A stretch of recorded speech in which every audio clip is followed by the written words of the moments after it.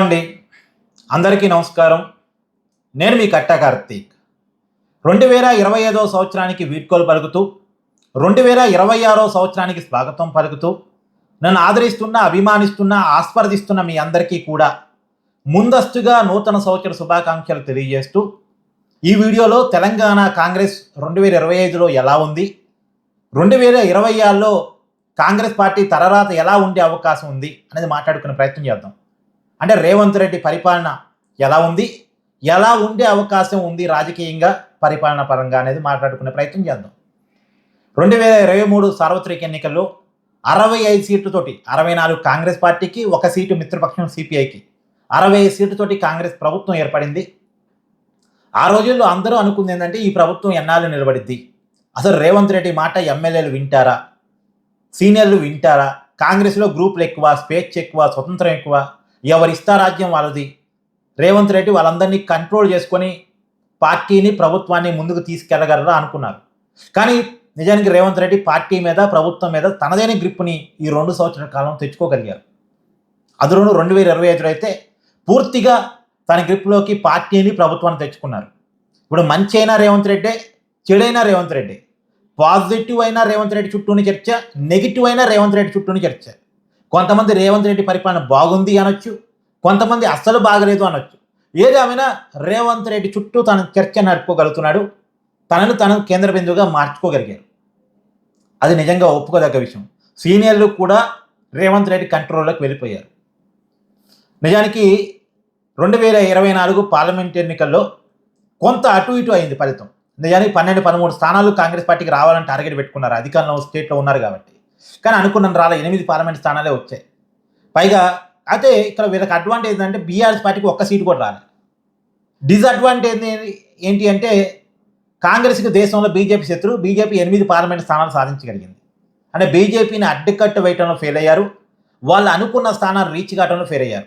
ఇంకొక పక్క 2019 ఫలితాలతో పోల్చినప్పుడు పార్లమెంట్ ఎన్నికల్లో కొంత చూపించుకోగలిగారు. కాకపోతే 65 స్థానాలు ఉన్న కాంగ్రెస్ పార్టీకి 8 పార్లమెంట్ స్థానాలు వస్తే 8 అసెంబ్లీ స్థానాలే ఉన్న బీజేపీ 8 పార్లమెంట్ స్థానాలు గెలవగలిగింది. అదొకటి బీజేపీకి అడ్వాంటేజ్, కాంగ్రెస్ నెగిటివ్గా మనం చూసుకోవాలి.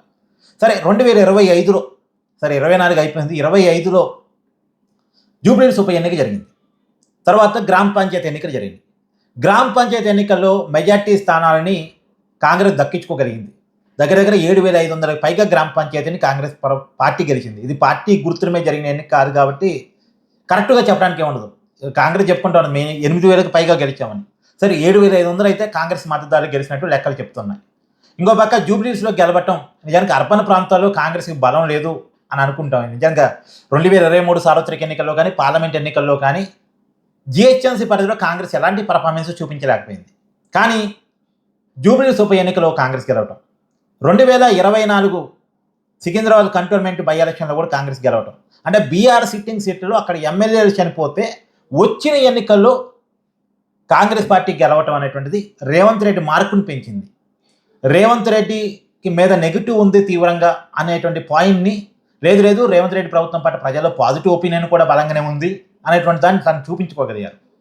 సో తనకు మంచి మార్కులు వేసుకోవటానికి నిజానికి ఈ గ్రామ పంచాయతీ ఎన్నికలు కావచ్చు, జూబ్లీహిల్స్ ఉప ఎన్నిక కావచ్చు, అంతకుముందు జరిగినటువంటి సికింద్రాబాద్ కంటోన్మెంట్ ఎన్నికలు కావచ్చు, ఇవన్నీ ఉదాహరణలు.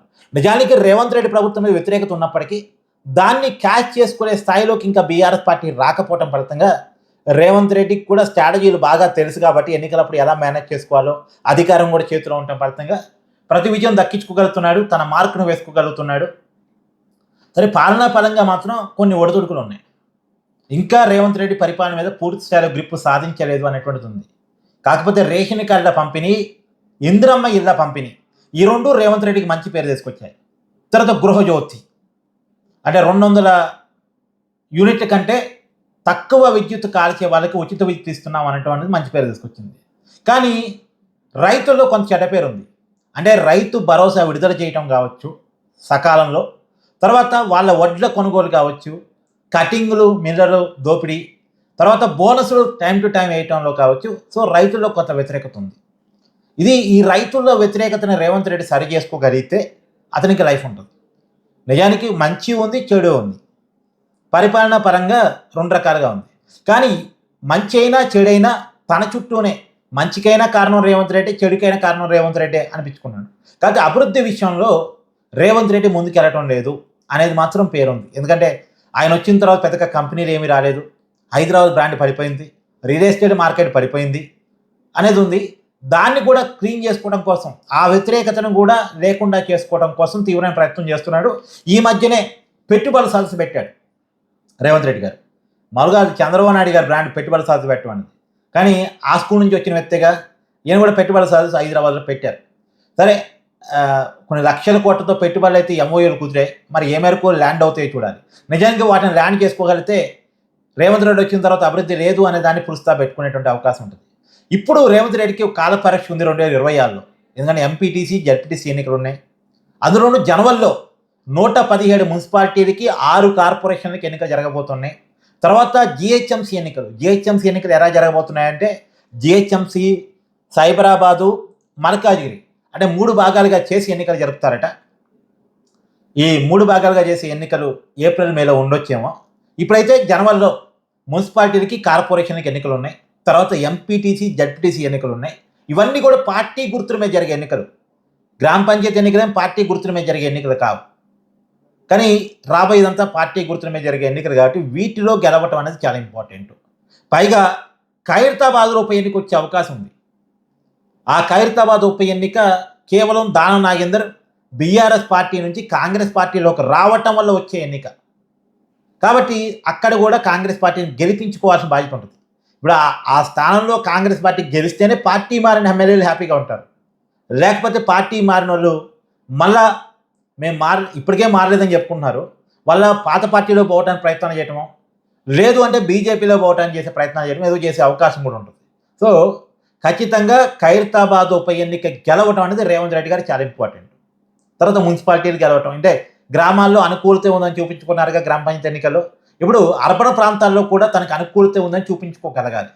అధికారం చేతిలో ఉంది కాబట్టి, రేవంత్ రెడ్డి గారికి పొలిటికల్ స్ట్రాటజీలు వెనతో పెట్టిన విద్య కాబట్టి గెలిచే అవకాశం ఉంది. అదే క్రమంలో వ్యతిరేకత కూడా బలంగా ఉంది. చూడాలి ఏం జరగబోతుంది అనేటువంటిది. సో రేవంత్ రెడ్డి పరిపాలన మీద మీ అభిప్రాయాన్ని కామెంట్ చేయండి. కాకపోతే అభివృద్ధి విషయంలో మాత్రం చాలా మైనస్లు ఉన్నాయి. సంక్షేమ విషయంలో కూడా రైతుల్లో వ్యతిరేకత ఉంది. ఇది మాత్రం గమనించుకోవాలి రేవంత్ రెడ్డి గారు. కానీ ఒక మాట, 2025 స్టార్టింగ్లో తీవ్రమైన వ్యతిరేకత ఉంది. ఆ వ్యతిరేకతను కొంత తగ్గించుకున్నారు. నిజానికి ఆ వ్యతిరేకత కొంత తగ్గింది. మరి ఇక పూర్తి స్థాయిలో వ్యతిరేకత లేకుండా చేసుకోవాలి అనేది ఒక చూడాలి. మరి రేవంత్ రెడ్డి గారు ఏ రకంగా ప్లాన్ చేసుకుంటారు. Thank you.